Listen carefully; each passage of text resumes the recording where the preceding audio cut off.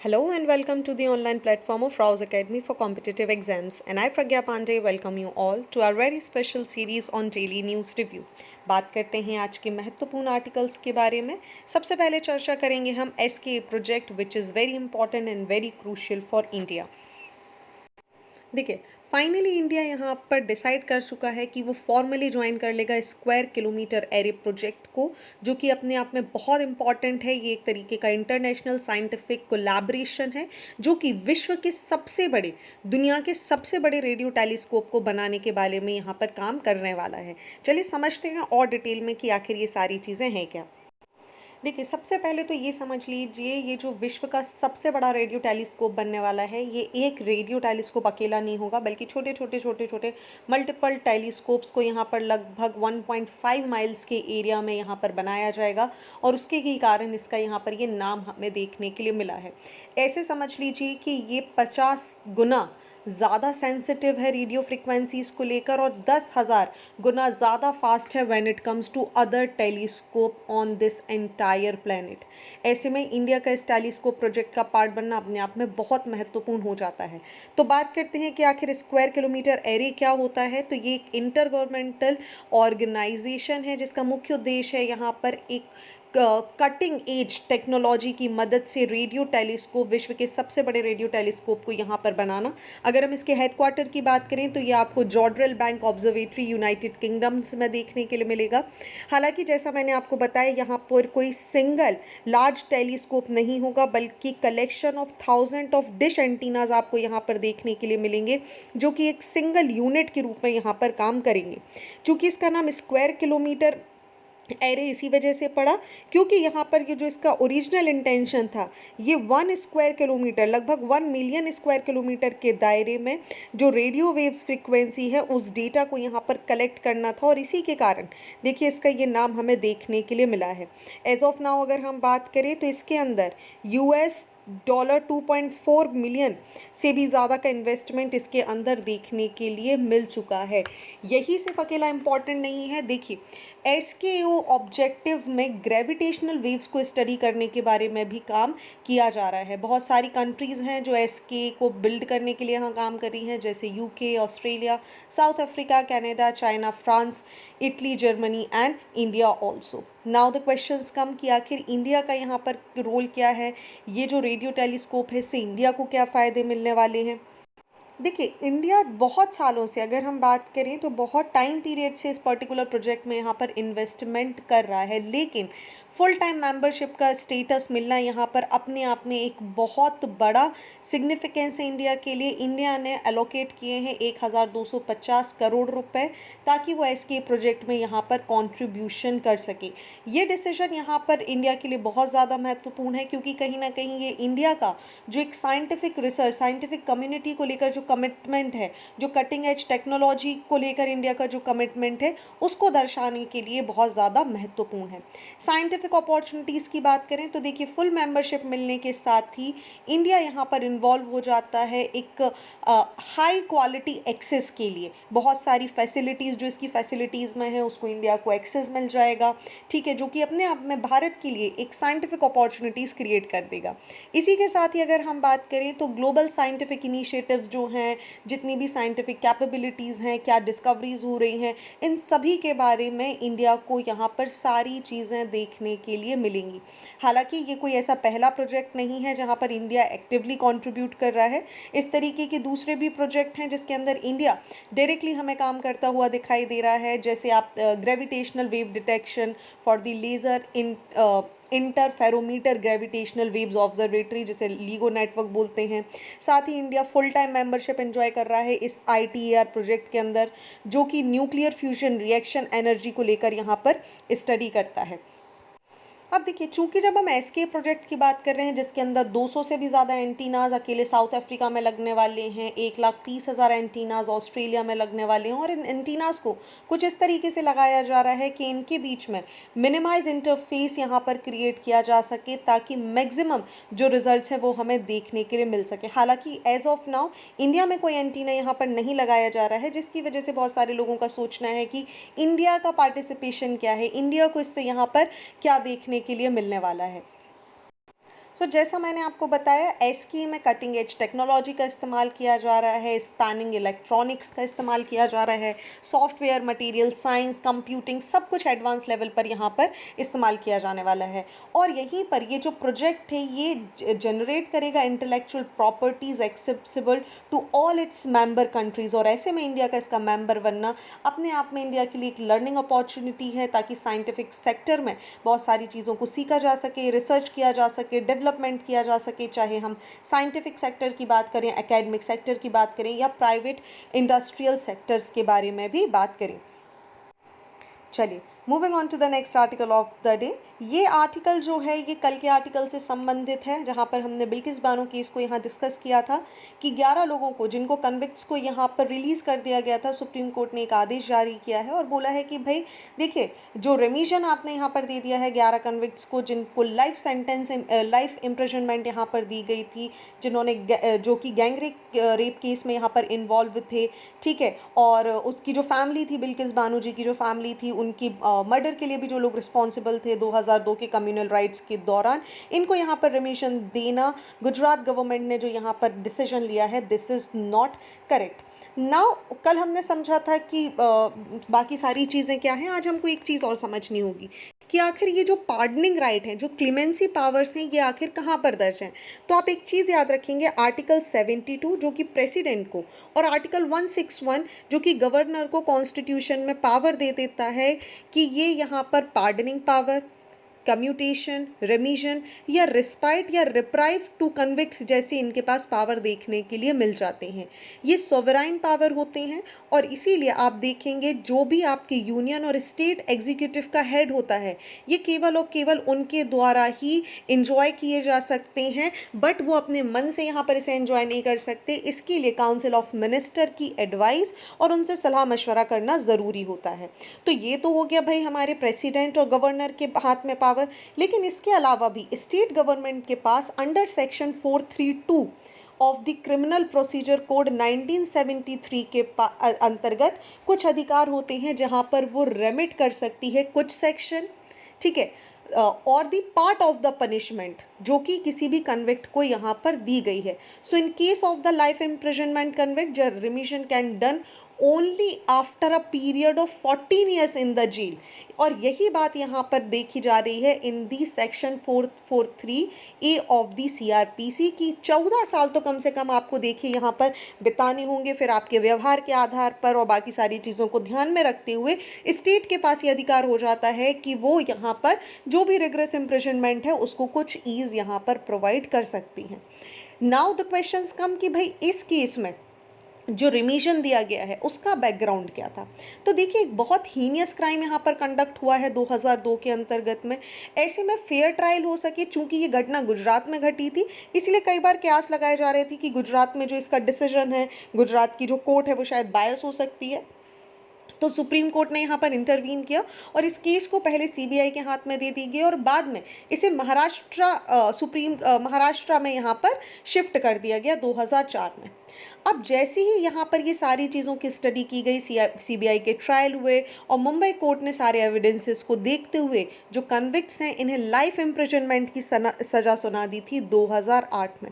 ऐसे में एक कन्विक्ट ने यहाँ पर अपील किया, ठीक है, गुजरात गवर्नमेंट को, और बोला कि भाई देखिए, हम आपके पास रेमिशन के अधिकार हैं under the state remission policy 1992, और ऐसे में आप अपने अधिकारों का उपयोग करके हमें यहाँ पर इस पर्टिकुलर चीज़ से निकाल सकते हैं। और यही चीज़ हुई कि आप अभी देखेंगे अगस्त 2022 में गुजरात गवर्नमेंट ने डिसीजन दे दिया कि भाई एक बिल्कुल अचानक से यहाँ पर गोधरा जेल एडवाइजरी कमेटी, जिसको डिस्ट्रिक्ट मजिस्ट्रेट यहाँ पर हेड कर रहे थे, उन्हें एक आनन फानन में निर्णय सुना दिया कि जितने भी 11 कन्विक्ट्स हैं इनको फ्री कर दिया जाए। और इसी के बाद देखिए, ये जो पूरा का पूरा मामला है ये सुप्रीम कोर्ट में फिर से आ गया। ना तो क्वेश्चन कम कि इससे क्या इशू देखने के लिए मिल रहा है। देखिए, हमारे जो लीगल और मोरल इश्यूज़ हैं उस पर यहाँ सबसे बड़ा सवाल शुरू हो गया कि क्या इतना हीनियस क्राइम करने के बाद भी किसी को भी ऐसे छोड़ दिया जाएगा? Then what about the justice? What about कि आपके पास जो आप बोल रहे हैं कि आपको इक्वल राइट है, इक्वल अपॉर्चुनिटी है, प्रोटेक्शन मिल रहा है आपको कानून के सामने, तो इसके बारे में क्या क्वेश्चन? और इसी को ध्यान में रखते हुए कुछ लीगल और मोरल क्वेश्चंस यहाँ पर ऑब्लिगेशन हमें देखने मिली। पहला क्वेश्चन तो ये कि जो प्रोविजन है सीआरपीसी का वो बहुत क्लियर है कि appropriate state government for considering the remission application should have been Maharashtra.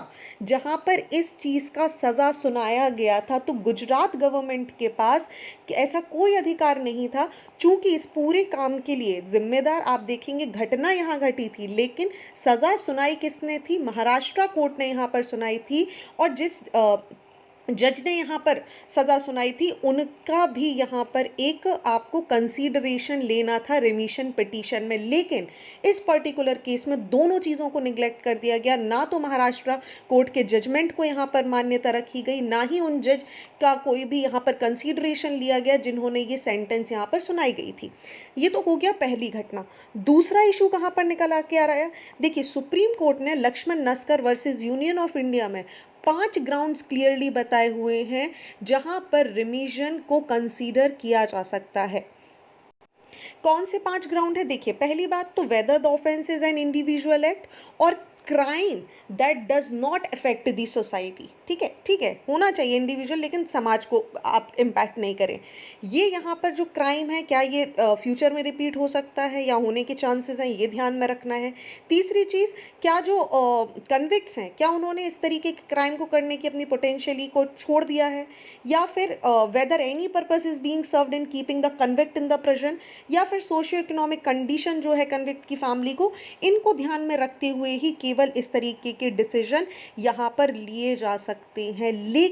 लेकिन यहाँ पर भी इन सारी चीज़ों में एक बहुत क्लियर बात की जा रही है कि कोई भी चीज़, कोई भी जो पहला नियम है वही बोल रहा है कि कोई भी जो ऑफेंस है वो इस तरीके का होना चाहिए कि वो समाज को किसी भी तरीके से इम्पैक्ट ना करे। लेकिन सरप्राइजिंगली आप देखिए, इस पर्टिकुलर केस में इतने हीनियस क्राइम में समाज को, इंडिविजुअल को, पूरी हमारी सिविल सोसाइटी को एक बहुत बड़ा धक्का लगा।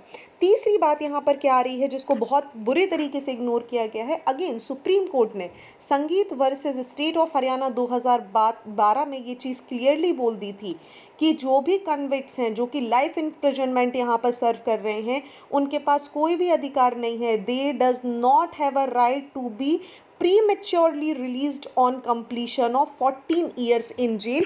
क्योंकि सीआरपीसी में भी अभी हमने देखा कि कम से कम 14 साल की सज़ा यहाँ पर काटना ज़रूरी है। तो ये बात यहाँ पर क्लियरली बोली जा रही है कि imprisonment does not have a right to be prematurely released on completion of 14 years in jail, and that remission should be considered only a case by case basis।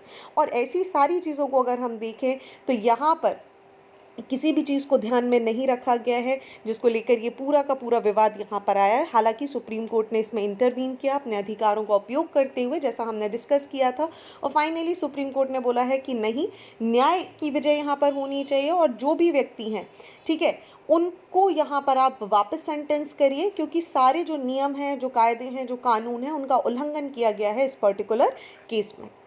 चलिए, moving on to the next article of the day and we'll be discussing about fog. देखिए, सर्दियों का time आ चुका है और हम सभी हर दिन न्यूज़ में देख रहे हैं कि फॉग का ब्लैंकेट, एक कोहरा छाया हुआ है हर जगह।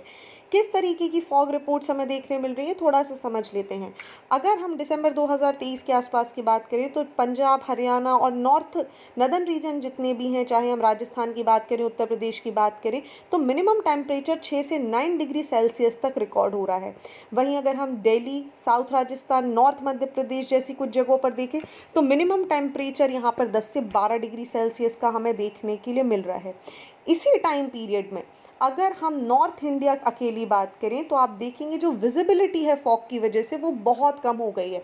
मतलब 50 मीटर और इससे कम तक की विजिबिलिटी हमें देखने मिल रही है। नाउ द क्वेश्चंस कम कि आखिर इतनी ज़्यादा फॉग की वजह से प्रॉब्लम क्या है। देखिए, आपको पता है विजिबिलिटी कम हो जाती है, एक्सीडेंट्स के केसेस बढ़ जाते हैं, तो सबसे महत्वपूर्ण सवाल उठता है कि आखिर फॉग होता क्या है और क्यों ये नदर्न रीजन जो हमारे हैं इनमें हमें इतना ज़्यादा फॉग की कंडीशन देखने के लिए मिलती है। अब देखिए, फॉग को समझ लीजिए, फॉग कुछ नहीं है but basically it's like a cloud, लेकिन ये बिल्कुल हमारे धरातल के पास होता है। इसके बनने की प्रक्रिया बिल्कुल ही वैसी है जैसे आपके बादल बनते हैं। जब यहाँ पर वाटर वेपर कंडेंस होने लगती हैं तब हमें फॉग यहाँ पर दिखाई देने के लिए लगता है। या हम इसको और आसान भाषा में बात करें तो फॉग कुछ नहीं है बट की कलेक्शन है छोटी छोटी स्मॉल ड्रॉपलेट्स का, वाटर वेपर्स का, जो कि यहाँ पर इवेपोरेट होना चाह रही होती हैं लेकिन अचानक से कूल डाउन हो जाती हैं, ठंडी हो जाती हैं और कंडेंसेशन की वजह से हमें बिल्कुल यहाँ पर इनका फॉर्मेशन देखने के लिए मिल जाता है। तो फॉग को हम कुछ नहीं बोलेंगे बल्कि ऐसा भी बोल सकते हैं कि फॉग कुछ नहीं है लेकिन एक मोटा सा क्लाउड है, लेकिन ये ऊपर खुले आसमान में नहीं है परंतु अर्थ के बिल्कुल सरफेस के पास हमें देखने के लिए मिलता है। अब अगर हम इसको इस तरीके से ले रहे हैं तो देखिए फॉग के लिए ज़रूरी क्या है। फॉग के लिए 2 से 3 चीज़ों की आवश्यकता है। एक तो टेम्परेचर यहाँ पर कम होना चाहिए बहुत ज़्यादा, और दूसरा बहुत ज़्यादा मॉइस्चर की अवेलेबिलिटी होनी चाहिए। तीसरा, क्योंकि आप याद रखिए since cooler air can not hold as much moisture as warm air, the water vapour in the air condense to form the fog. इसीलिए यहाँ पर देखिए टेम्परेचर कम होना चाहिए, क्योंकि गर्म हवा होगी उसकी मॉइस्चर कैरिंग कैपेसिटी ज़्यादा है, वो आसानी से कैरी कर लेगी and it can rise up. तीसरी कंडीशन, यहाँ पर लैंड सरफेस हमारा कूल होना चाहिए, और स्पेशली जब भी हम फॉग की बात करते हैं ये रात में हमें कंडीशन देखने के लिए मिलती है, और जैसे ही आप सुबह उठते हैं तो सूरज देवता के आने के पहले आपको फॉग देखने के लिए मिल जाता है। और आपने नोटिस किया होगा जैसे ही सनराइज हो जाता है तो फॉग पूरी तरीके से ख़त्म हो जाएगा, क्योंकि हवा गर्म होगी, हल्की होगी, मॉइस्चर कैरिंग कैपेसिटी उसकी बढ़ जाएगी, कंडेंसेशन की प्रोसेस ख़त्म हो जाएगी और सारा का सारा जो वेदर है आपका वो क्लियर देखने के लिए मिल जाएगा। ओके, सो फेवरेबल कंडीशन जैसे मैंने आपको बताया क्या क्या हो सकती हैं। टेम्परेचर कम होना चाहिए, बहुत ज़्यादा अवेलेबिलिटी होनी चाहिए मॉइस्चर की, ठीक है। सो ह्यूमिडिटी, विंड और टेम्परेचर 3 बहुत इंपॉर्टेंट फैक्टर्स हो जाते हैं जो कि किसी भी जगह पर फॉग को डिसाइड करते हैं। अब फॉग होता कैसे है यूजुअली, देखिए फॉग क्रिएट होता है जब टेम्परेचर जो होता है रात में वो यहाँ पर कम हो जाता है, ठीक है, और अर्ली मॉर्निंग में भी यहाँ पर टेम्परेचर कम हो जाता है। ऐसे में जो एरोसोल्स होते हैं जो हमारे एटमॉस्फेयर में मौजूद होते हैं, एरोसोल्स क्या होते हैं, अब देखिए जितने भी कण होते हैं, चाहे आप वाटर वेपर बोलें, डस्ट बोल दीजिए, गैसेस बोल दीजिए, इन सभी को कंबाइंड फॉर्म में हम एरोसोल्स के नाम से जानते हैं। ये जितने भी एरोसोल्स जो हमारे एटमॉस्फेयर में प्रेजेंट होते हैं ये ठंड की वजह से यहाँ पर कंडेंस हो जाते हैं।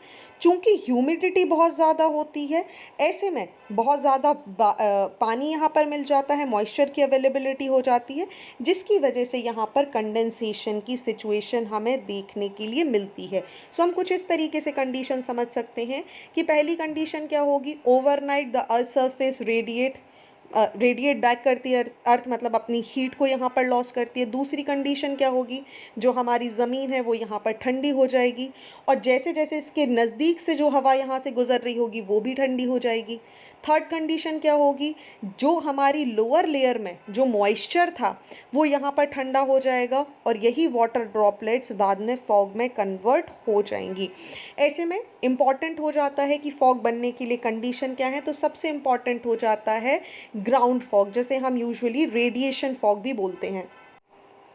अब जैसे अगर हम इसके अलावा बात करें तो दूसरा एक प्राइमरी मैकेनिज्म होता है जो फॉग को कंट्रीब्यूट करता है बनने में, which is the infrared cooling. तो ये बेसिकली इंफ्रारेड कूलिंग कब होती है, जब ट्रांजिशन होता है एक मौसम से दूसरे वेदर की तरफ, जैसे समर्स टू विंटर्स। तो समर्स में क्या होता है, हमारा जो ग्राउंड होता है वो बहुत सारा रेडिएशन, मतलब सूर्य से आने वाली बहुत सारी हीट को ये यहाँ पर एब्जॉर्ब कर लेता है, ठीक है, और बहुत ज़्यादा गर्म हो जाता है। जैसे ही और जितना भी मॉइस्चर होता है, जितनी एयर यहाँ से पास होती है, ये सारी चीज़ें यहाँ पर एब्जॉर्ब हो जाती हैं। जैसे जैसे हमारी अर्थ जो है, जो वेदर है, जो लैंड मास है वो यहाँ पर ठंडा होने लगता है, तो मॉइस्ट एयर यहाँ पर इसके कांटेक्ट में आ जाती है with the presence of cool. जो कोलिजन यहाँ पर होता है इसकी वजह से आप देखेंगे एक डेंस टाइप की सिचुएशन क्रिएट हो जाती है, फॉग जैसी सिचुएशन क्रिएट हो जाती है। इसी तरीके का दूसरा जो टाइप है जो मैंने आपको बताया, रेडिएशन फॉग हो जाता है। ऐसे ही दूसरे टाइप एडवेक्शन फॉग भी हमें देखने के लिए मिलते हैं। सो अब यहाँ पर एक बड़ा सवाल आ जाता है कि ठीक है, सारी कंडीशन तो हमें समझ में आ गई, लेकिन इंडिया में ऐसा क्या कंडीशन है कि इतनी ज़्यादा फॉग हमें देखने मिलता है। तो देखिए, फॉग का एक और प्रकार होता है जिसे हम वैली फॉग भी बोलते हैं, फ्रीजिंग फॉग भी बोलते हैं। और चूंकि मैंने आपको कुछ कंडीशन यहाँ पर बताई थी कि फॉग बनने के लिए हमें चाहिए एक अप्रोप्रिएट टेम्परेचर जो कि कम होना चाहिए, जो कि हमें ठंड के टाइम हमारे नदर्न बेल्ट में देखने मिलता है क्योंकि उसकी क्लोज विसिनिटी हो जाती है हिमालयन रीजन से। ऐसे में जो टेम्परेचर है वो बहुत कम हो जाता है। दूसरी चीज़ मैंने आपको यहाँ पर बताया था कि आपको वाटर अवेलेबिलिटी चाहिए, तो गंगा यमुना का बेल्ट है पूरा इंडो गैंगेटिक प्लेन्स का पार्ट बन जाता है। अबंडेंस ऑफ मॉइस्चर की अवेलेबिलिटी हमें यहाँ पर देखने मिल जाती है। चूंकि यहाँ पर ठंड का मौसम हो जाता है, विंड स्पीड कम हो जाती है, मॉइस्चर अवेलेबिलिटी ज़्यादा हो जाती है, अत्यधिक एरोसोल हमें देखने मिल जाता है, और साथ में सोने पे सुहागा करने की कंडीशन कर देता है हमारा वेस्टर्न डिस्टर्बेंस जो कि मेडिटेरियन सी से ओरिजिनेट होता है और अपने साथ मॉइस्चर वेयरिंग विंड्स को लेकर आ जाता है नॉर्थ वेस्ट इंडिया में। और इसी के कारण अगर हम नॉर्थ वेस्ट इंडिया की बात करेंगे तो टेम्परेचर कम हो जाता है, मॉइस्चर यहाँ पर बढ़ जाता है, विंड स्पीड यहाँ पर स्लो हो जाती है, और पूरी की पूरी जो कंडीशन अगर हम देखेंगे तो इसके कारण जो हमारा नदर्न रीजन है यहाँ पर सबसे ज़्यादा फॉग हमें देखने मिलता है। और उसके लिए सबसे बड़ा रिस्पॉन्सिबल जो फॉग का टाइप है जिसकी वजह से हमारा मैक्सिमम नदर्न इंडिया इससे सफ़र करता है, which is the radiation fog. और साथ ही इसमें एक और बहुत बड़ा रिस्पॉन्सिबल फैक्टर है which is the pollution level. देखिए, more fog at more polluted places, अगर आप ध्यान से देखेंगे तो जितना पॉल्यूशन यहाँ पर बढ़ेगा उतना ही एरोसोल्स की मात्रा यहाँ पर बढ़ेगी। कारण क्यों? क्योंकि यहाँ पर इन्वेजन लेयर जो है, जो कि एक टेम्परेचर की लेयर होती है, वो यहाँ पर नीचे की तरफ आ जाती है, राइट। टेम्परेचर जैसे ही आप देखेंगे यहाँ पर डिक्लाइन हो जाता है, विंड स्पीड स्लो हो जाती है, इन्वर्जन लेयर यहाँ पर नीचे हो जाती है, और एक वर्टिकल मिक्सिंग हो जाती है like warm, cold and warm layers की, और इसकी वजह से एक ट्रैप कंडीशन हमें देखने मिलती है। दूसरा पॉल्यूशन, पॉल्यूशन की वजह से जितने एरोसोल्स होते हैं इनके अंदर गैसेस की मात्रा बढ़ जाती है, रिजल्ट इनटू एक डेंस कंडीशन हमें देखने मिल जाती है। ये जो डस्ट पार्टिकल होते हैं ये राइज नहीं कर पाते हैं ठंडी हवा होने के कारण, और पूरी जगह पर जो कंडीशन है वो हमें कुछ इस तरीके की नज़र आती है कि फॉग हो गया है, राइट। तो ये सारी कंडीशन है जो नदर्न इंडिया में फॉग, स्मॉग और इस सारी कंडीशन के लिए रिस्पॉन्सिबल होती हैं। चलिए, moving on to the next article of the day, बात करते हैं under new deal each state can can held tableau once in 3 years। देखिए, टैब्लो प्रेजेंटेशन जो कि हम यूजुअली जनवरी में यहाँ पर हमारी जो परेड होती है उसमें हम देखते हैं, तो यहाँ पर बहुत ज़्यादा कंट्रोवर्सीज इससे रिलेटेड आ रही थी, बहुत सारी कंप्लेंट्स यहाँ पर आ रही थी।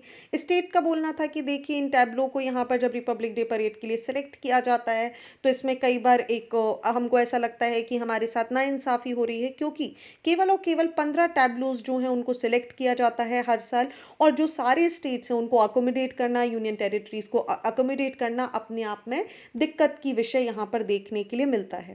ताकि सारी स्टेट्स और यूनियन टेरिटरीज़ का एक इक्विटेबल प्रेजेंटेशन हो पाए, एक इक्विटेबल अपॉर्चुनिटी सभी को मिल पाए, ऐसे में डिसाइड किया गया है so that all the states and union territories to showcase their tableau over a 3 years of cycle, ताकि सभी का यहाँ पर एक इक्वल रिप्रेजेंटेशन हमें देखने के लिए मिल पाए। ठीक है, हालांकि इससे ज़्यादा कुछ यहाँ पर इस न्यूज़ में पढ़ने के लिए नहीं है, it's just one of the decision, so आप याद रखेंगे। Moving on to the next article of the day, बात करी जा रही है इंटरनेशनल लेबर ऑर्गेनाइजेशन ने वार्न किया है कि अनएम्प्लॉयमेंट बढ़ता जा रहा है और जो रियल वेजेस हैं वो यहाँ पर कम होते जा रहे हैं। So world employment and social outlook trend 2024 की यहाँ पर रिपोर्ट सबमिट की गई है वियना में, जिसमें बहुत ज़्यादा कंसर्न देखने के लिए मिले हैं कि किस तरीके से ग्लोबल अनएम्प्लॉयमेंट रेट लगातार बढ़ती जा रही है। अगर हम बात करें तो joblessness and the job gaps they have been follow below the pre pandemic level, और ऐसे में एक बहुत बड़ा कंसर्न आ जाता है कि सोशल इनइक्वालिटी बढ़ रही है, हमारी जो प्रोडक्टिविटी है वो यहाँ पर स्टेगनेंट हो गई है, और मैक्रो इकोनॉमिक्स लेवल पर बहुत ज़्यादा कंडीशन खराब हो चुकी है। सिग्निफिकेंटली अगर हम 2023 की बात करें तो जियोपॉलिटिकल टेंशन की वजह से, इन्फ्लेशन की वजह से, ऑनगोइंग वॉर्स की वजह से, एग्रेशंस की वजह से यहाँ पर जो मैक्रो इकोनॉमिक्स एनवायरमेंटल है वो लगातार डिटोरिएट होता जा रहा है। ओके, अब देखिए, एक बहुत बड़ी इस रिपोर्ट से एक और चीज़ समझ में आई है कि जो ग्लोबल अनएम्प्लॉयमेंट रेट है, वो यहाँ प वो केवल और केवल 5.1% थी 2023 में, जो कि लगातार बढ़ती जा रही है। और जिस तरीके की जियोपॉलिटिकल टेंशन हमें देखने मिल रही है, इसके कारण इन्फ्लेशन बढ़ रहा है और मैक्रो इकोनॉमिक्स के लिए बहुत बड़ा चैलेंज हो जाएगा 2023 में। कंट्रीज़ जैसे चाइना, टर्की, ब्राज़ील की अगर हम बात करें, तो यहाँ पर अभी ही आप देखेंगे तो एक ग्लोबल स्लो डाउन की कंडीशन यहाँ पर आ चुकी है। इन एक्टिविटीज़ की बात करें जैसे इन्वेस्टमेंट, ट्रेड एटसेट्रा, ये बहुत बुरी तरीके से यहाँ पर इम्पैक्ट हो चुका है। इंडिया के बारे में अगर हम बात करें, तो हालांकि इस पूरी रिपोर्ट में इंडिया के लिए एक थोड़ा सा पॉजिटिव नोट है, जो कि है रियल वेज। तो रियल वेज अगर हम कंट्री में बात करें, तो ये बहुत अच्छा है G20 कंट्रीज़ के अंदर। मैक्सिमम जो G20 कंट्रीज़ हैं, वहाँ पर रियल वेज डिक्लाइन हुआ है और यहाँ पर ये जो इन्फ्लेशन से मैच करने में बहुत ज़्यादा फ्लॉप हमें देखने के लिए मिला है। Only China, Russian federation and Mexico experience positive real veg growth in 2023। हालांकि इंडिया का भी जो यहाँ पर इम्पैक्ट है, वो हमें थोड़ा सा अच्छा देखने के लिए मिला है। साथ ही यहाँ रिपोर्ट में एक और चीज़ पता चली है कि 1 मिलियन वर्कर्स यहाँ पर आप देखेंगे तो एक्सट्रीमली पुअर कंडीशन में रह रहे हैं और इनका जो डेली अर्निंग है, या जैसे हम पर पर्सन पैरिटी की अगर हम बात करें, तो ये 2.15 US डॉलर से प्रतिदिन से भी ज़्यादा कम हमें देखने के लिए मिल रहा है, जो कि अपने आप में एक बहुत बड़ा कंसर्न का विषय सभी के सामने बन जाता है। चलिए डिस्कस करते हैं पहले ILO के बारे में और फिर कुछ दूसरी चीज़ों को भी यहाँ समझेंगे। इंटरनेशनल लेबर ऑर्गेनाइजेशन की बात करें, तो यूनाइटेड नेशन विंग की एक स्पेशल एजेंसी है, जिसका मुख्य काम है सोशल जस्टिस को प्रमोट करना और इंटरनेशनल लेवल पर जो हमारे लीबर्स हैं, उनको इक्विटेबल राइट्स यहाँ पर प्रोवाइड करना। इसके इस्टेब्लिशमेंट 1999 में ट्रीटी ऑफ वर्सेल, जो कि वर्ल्ड वॉर एंड होने के बाद यहाँ पर साइन की गई थी, तब इसको यहाँ पर इस्टेब्लिश किया गया था। ये ट्रीटी ऑफ वर्सेल वही है जो कि जर्मनी ने भी साइन करी थी और उसके लिए एक बहुत ही ह्यूमिलिएटेड ट्रीटी ये कही जाती है, ठीक है। और बाद में इसको एक स्पेशल एजेंसी बना दिया गया यूनाइटेड नेशन का 1946 में। अगर हम इसके हेडक्वार्टर की बात करें, एग्जामिनेशन में कई बार पूछा जाता है, जेनेवा स्विट्जरलैंड में हमें इसका हेडक्वार्टर देखने के लिए मिलेगा। प्राइमरी मिशन बात करें ILO की, तो इसका मुख्य काम जैसा मैंने आपको बताया, सोशल जस्टिस को प्रमोट करना और फेयर लेबर प्रैक्टिसेस को मार्केट में लेकर आना है। ओके, चलिए, तो ये तो हो गया ILO के बारे में। अब हम डिस्कस करते हैं कि आखिर अनएम्प्लॉयमेंट होता क्या है। देखिए, अनएम्प्लॉयमेंट तब होता है जब कोई भी व्यक्ति जो सर्च में है, जॉब की तलाश में है और भी उसके पास नौकरी नहीं है। यूजुअली एक अच्छा एम्प्लॉयमेंट ग्रोथ को, and unemployment is often used as a measure of health of the economy.